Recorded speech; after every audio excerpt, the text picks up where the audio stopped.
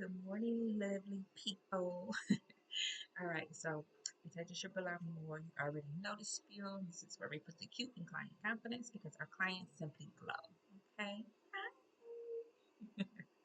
All right. Now, as y'all know, I have been doing the spring vlogs, wrapping up these last few, basically around recycling and how that kind of sort of streamlines some systems that actually help improve our daily habits. So, with that being said, our last spring vlog video was dealing with Walmart, okay, and compensation. But the previous one, which was dealing with Cleveland Clinic as the health unit coordinator, was dealing with compensation from that particular event. And that was what I kept saying as something that felt inevitable, okay, because of the indecision. Now, and decision is going to tie into today's video as a topic from our vision board. Our vision board, we had some principles on it from Napoleon Hill. And you all know I love Napoleon Hill since I've been around like maybe 16 years old from our brand space's owner's father, Ronnie. And actually that came from his mother, which is our grandma, and her name is Mary. She passed away, so RIP to her around 2019. So now, as we get into the principles, I want to focus on principle number 7. Learn to be decisive. Ooh, learn to be decisive. You're older than me and you're still indecisive. You can't tell me nothing. So that presents a battle, presents a problem. So the battle, and ladies, learn to be good fighters. Me and my mommy, we throw them bows, you know what I mean? But we're good at it. And you can fight fairly. People say you don't fight fair. Hit me with your best shot. You know, some people hit below the belt. Some people kick you while you down. That's a weak type of entity, though. You're most likely going to lose. It's the same as being indecisive. I mean, and I'll never forget this manager was a really big lady. Like, I don't mean like my mom is a big woman. Like, I'm a big person myself. Like, I mentally I feel like I'm 6'8". You know what I mean? Like, even though I'm a very small stature young woman, that's what I mean. So you have to think that way. And I met a young woman who was bigger than me. Horrid lady. You know what I mean? So they take those moments to intimidate. And I always found that was a weak person to do those things because you big, you can still be a gentle giant. That's what they call them. You big and you gentle, but you meek, you mild, and you caring about other people's feelings and thoughts as well as your own. But as soon as you lose that, you done lost me. So it's a crucial moment that's inevitable as you compensate, you lose or you win. It's a very fragile moment where people notice your behavior and it leads one way or the other.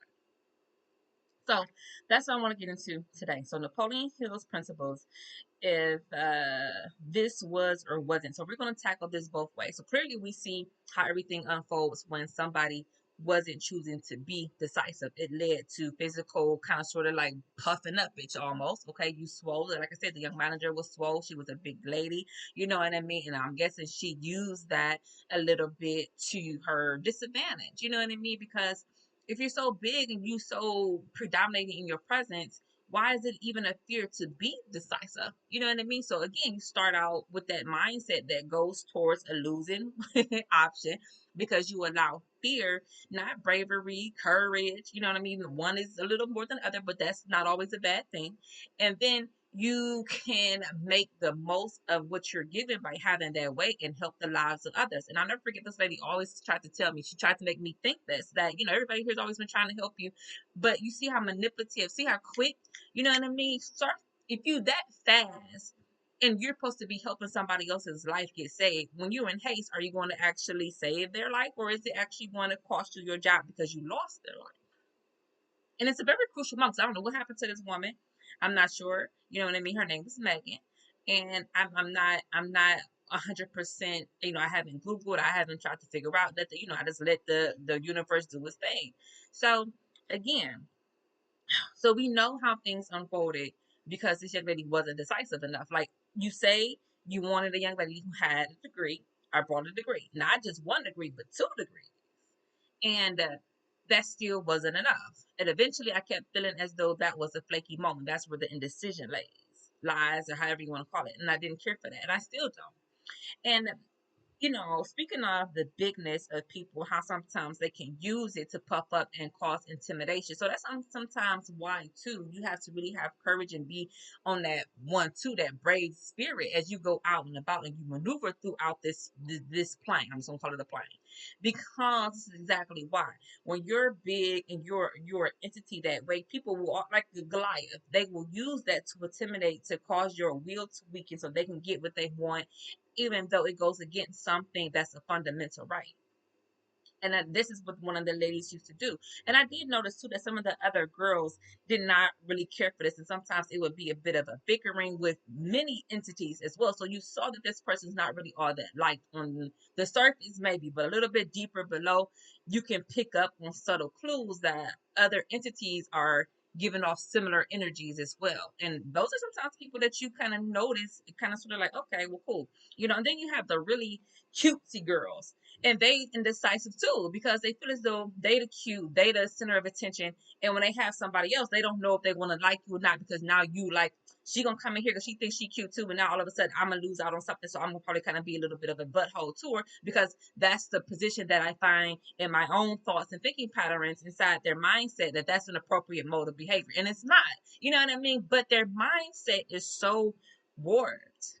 You know what I mean? So again, compensation based off dealing with humans like this is inevitable. Um, so if let's just say Megan, because I mean I'm gonna do this, but this is really gonna just rock my work, and I already said it myself. Like I just my mental, I gotta get prepared.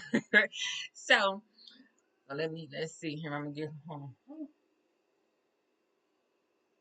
It's definitely early. Good morning. It's about 9:20 a.m. Eastern Standard Time. So if we so okay, so you apply for jobs, you go into a job, you have a decision from a manager that's decisive. They like you, they hired you from the beginning, they stuck with that thought throughout the whole ordeal. What does that look like? So again, when we manifest, and we're gonna just do hypothetical here, hypothesis, because we don't have another choice. It'll never be this way, but we can hypothesize and imagine how things will happen. Maybe we'll share coffee together.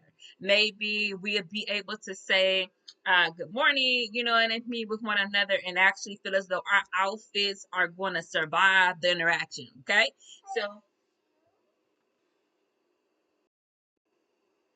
or we can say the interactions are cool, or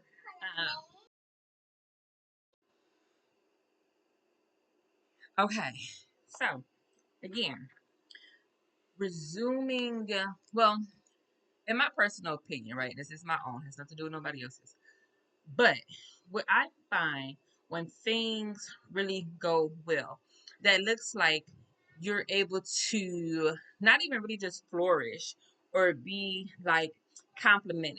You know what I mean? Like I don't even think there was any compliments after a while. I don't think anything like that. So that's another one. The compliments build a rapport there, and then it'll be a little bit more quick.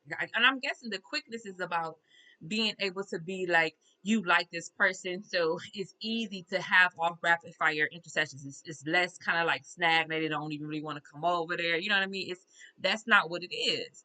And then you have those moments where, again, but this is built off decision, because decision again feels what? Positive. So when you fail to do those things, that means you fail to practice a PMA. You fail to be there for somebody else, even though you claim that you were. So you fail to keep your word, as something that you said is also the same thing that you meant. So you said one thing, it meant another. So that's another form of indecision.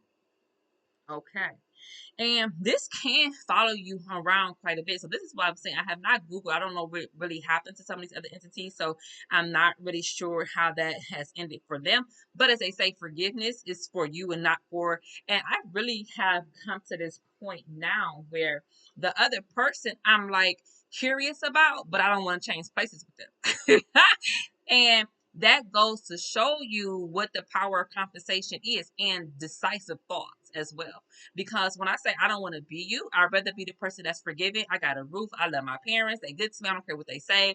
You know what I mean? make my own decisions, and I know for a fact that they're going to have to learn how to respect that ability to be able to do certain things about life.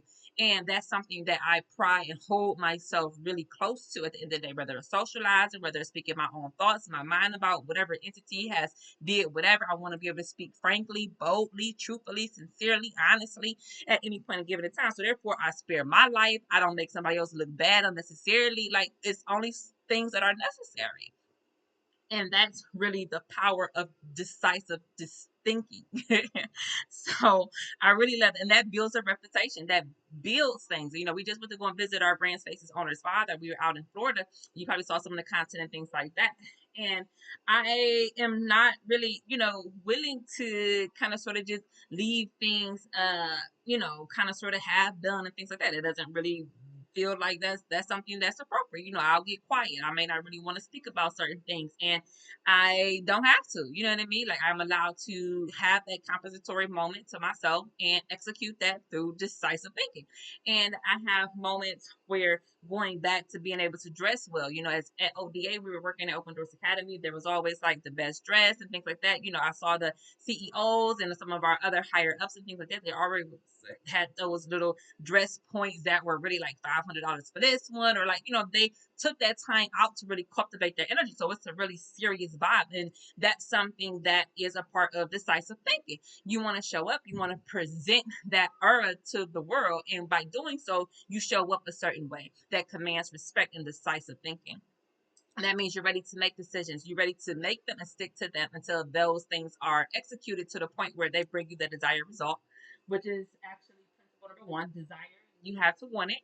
And again, having that in it, this can apply as well. When you desire to have a flowing unit, then you know that the compliments are going to just roll off your tongue. You know that you're going to spend that extra time to really figure out why there's a loophole here, and then solve that problem there, and then build that reputation and rapport as being a floor that's known for solving problems and issues, which is so rare, far few and in between. So you want to see what that looks like, but instead there's constant complaints about this particular unit, and I'm here to testify that that is something that has been very true as well. And even with the clothing things, people assume that dressing well is easy. It's not. There are women that are going to be hateful, as an instance with the Megan lady. And then you have, cousins who I had no idea even felt that way, you know what I mean, about clothing items and things of this nature. And what's sad about the failure to compliment, or feeling like somebody wants you to look raggedy and things like that, and you prefer a certain type of not even call it an aesthetic or style or mindset or demeanor or taste for the things that you choose to have as caps or wardrobes and things of that nature. But if you leave that to somebody else, when that moment arises and presents itself, you will see people for who they really are. And what's better than that? Nothing. That's the power of decision and desire. You desire to look well, somebody else may not desire that for you. Why? And then as they say, why would the devil want that? Now, we just have to learn to be strategic about these type of movements, because again, compensatory thoughts are inevitable when it comes to dealing with certain scenarios. So thank you for watching. I'll talk to you all again soon. Bye.